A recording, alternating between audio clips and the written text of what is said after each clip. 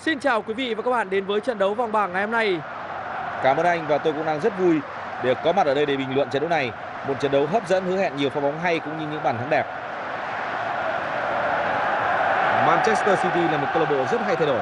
Đã từng có những khoảng thời gian huy hoàng trong quá khứ, nhưng bây giờ mới là thời điểm thực sự cho họ nếu họ biết sử dụng những đồng tiền của các ông chủ Ả Rập một cách khôn ngoan. Vâng, và đó chính là điểm mấu chốt. Họ cần biết sử dụng nó như thế nào, xây dựng những điều gì để giúp đội bóng mạnh hơn và có được sự ổn định lâu dài.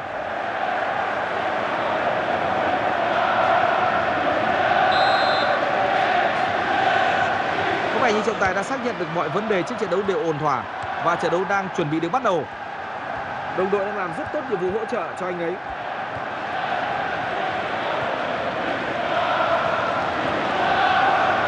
Vâng, cơ hội đến rồi.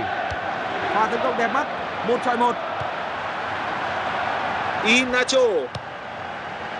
Vâng, đối với Manchester City, tuy họ không có một lịch sử hào hùng nhưng hiện tại anh ta có khoảng trống, anh ta đã chuẩn bị sút bóng, rất cố gắng. Bóng lăn qua vạch gol rồi. Wow!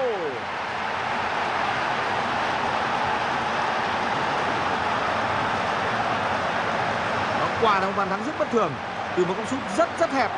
Lẽ ra thủ môn phải đẩy bóng đi hết đường biên, nhưng lần này anh ta lại để bóng lăn tự do sau pha cản phá và bàn thắng là điều không tránh khỏi.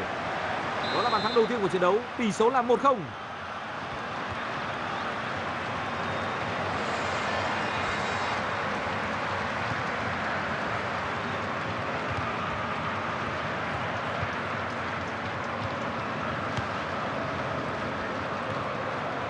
Vâng, vừa xong là một tình huống rất nguy hiểm.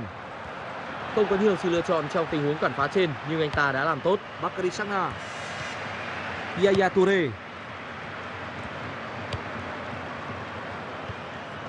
Ilkay Gundogan. anh ấy đã nhận được bóng trả về rất nhanh. Cơ hội là đây rồi, cầu thủ này tung ra cú sút về phía khung thành, thủ môn liên tục phải làm việc. Pha xử lý bóng rất tốt của hậu vệ. Một quả phạt góc cho Manchester City. Anh ấy kết thúc đợt tấn công bằng cú đánh đầu phá bóng.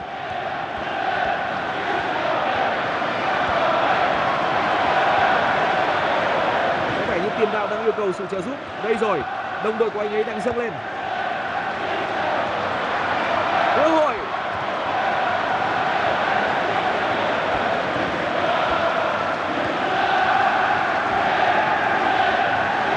Bóng khá rắn nhưng hợp lệ. De Bruyne. Chắc chắn rồi. Cầu thủ phòng ngự đang phong tỏa toàn sân và tạo ra những pha đánh chặn rất tốt. Quả ném biên từ vị trí này sẽ rất nguy hiểm. De Bruyne. Một cơ hội và sút bóng. Bóng đã không thể tìm được đến với khung thành.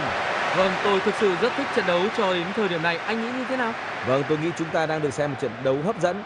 Nhiều pha hấp dẫn nhưng cũng có một số pha hơi rắn.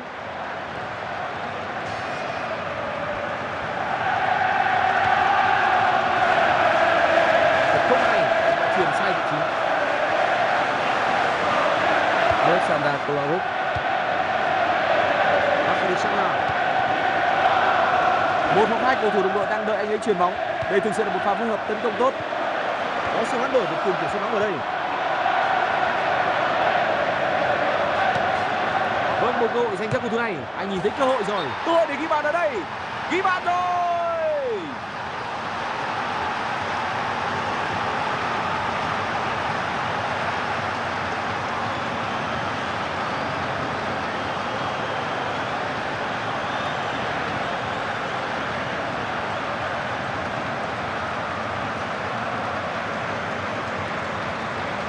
Vâng, tỷ số đang là 2-0.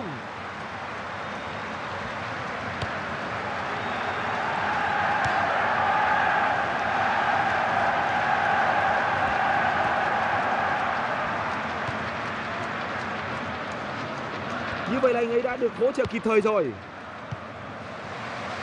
Iheanacho. Cơ hội đưa bóng vào trong vòng cấm địa.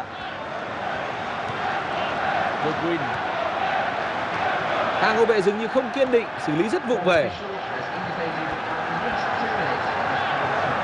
Yaya Touré. Iheanacho. Hàng nghĩa rất kỹ và tung cú sút, cản phá bắt bóng rất tốt của thủ môn. Hiệp 1 đã trôi qua, anh cảm thấy như thế nào? Tôi không biết anh đang nghĩ gì lúc này, họ đang tỏ ra đuối thế hơn đội bạn rất nhiều. Họ hoàn toàn bị chi phối và bị đối thủ kiểm soát. Trên sân đấu thực sự là một cuộc hỗn loạn.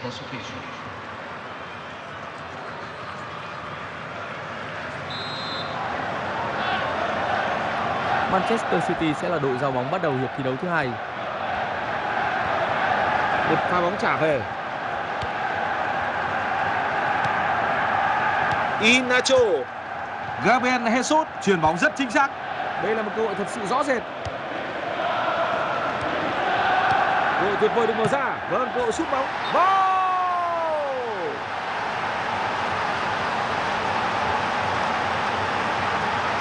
Và tôi cho rằng bàn thắng đó sẽ đặt dấu chấm hết cho cuộc tranh tài này. Tôi không hề thích phải nói như vậy nhưng hoàn toàn không có cửa cho đội bạn. Vâng, đó là lý do vì sao tiền đạo được trả lương cao hơn. Người ta bị kèm rất chặt. Tôi không nghĩ là anh ta có thể xử lý được nhưng ta đã ghi bàn. Họ đang dẫn trước tỷ số là 3-0.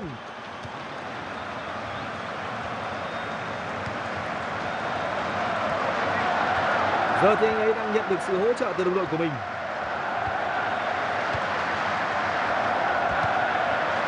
Họ đã có những lúc kiểm soát bóng rất tốt nhưng họ đã bỏ phí ở lần này.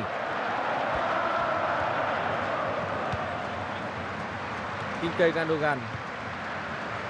Gundogan. Họ đang di chuyển vị trí để tìm kiếm cơ hội mới.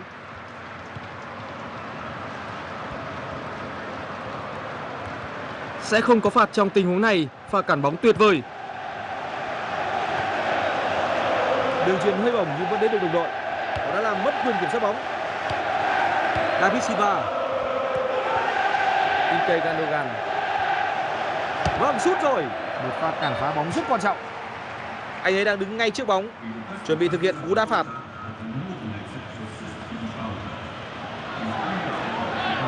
Sẽ là một sự thay đổi để cải thiện lối chơi.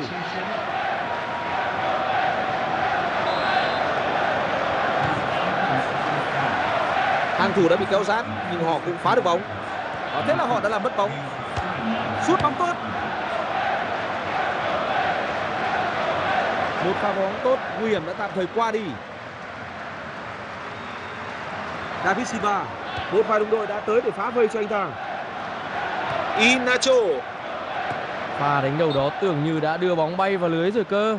Vâng, anh ấy rất thiếu may mắn. Anh ấy đã căng người ra nhưng pha đánh đầu vẫn hơi với. Có lẽ áp lực kết hợp với lo lắng đã làm anh ấy không thể thi đấu tốt như bình thường.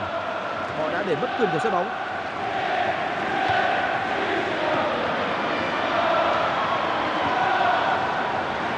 Anh ấy đã không để mất bóng. Đồng đội của anh ấy đang hỗ trợ rất tốt. Cầu thủ đang không được vui vì anh ta vừa để bóng ra ngoài sân. Họ đã làm mất bóng. David Silva. Ilkay Gundogan.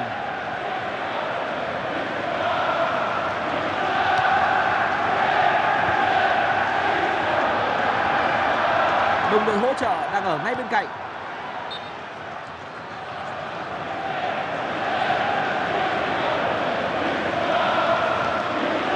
Và anh ấy đang được đồng đội theo sát hỗ trợ từ phía cánh trái. Phán đoán và bắt bóng rất tốt. Hiện tại thì anh ấy đã có thể phối hợp với đồng đội rồi. Những phút cuối đã trở nên rất đơn giản, còn rất ít cơ hội ở đây.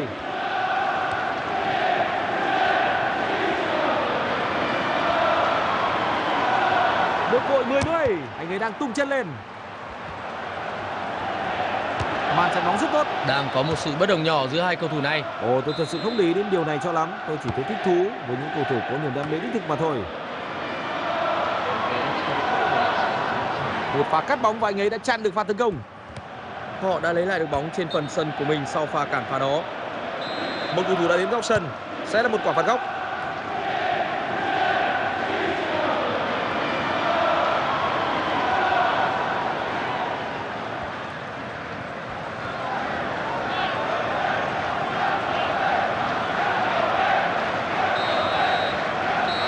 Trận đấu đã hết, tiếng còi chung cuộc đã vang lên. Thi đấu rời rạc chính là nguyên nhân khiến họ mất điểm trong ngày hôm nay. Vâng, tôi nghĩ cổ động viên của họ ngày hôm nay thực sự rất thất vọng. Vâng, một trận đấu đầy những sự bất ngờ. Cảm ơn đồng nghiệp của tôi và cảm ơn các bạn đã theo dõi trận đấu này. Mong rằng các bạn đã có quãng thời gian vui vẻ. Xin chào và hẹn gặp lại.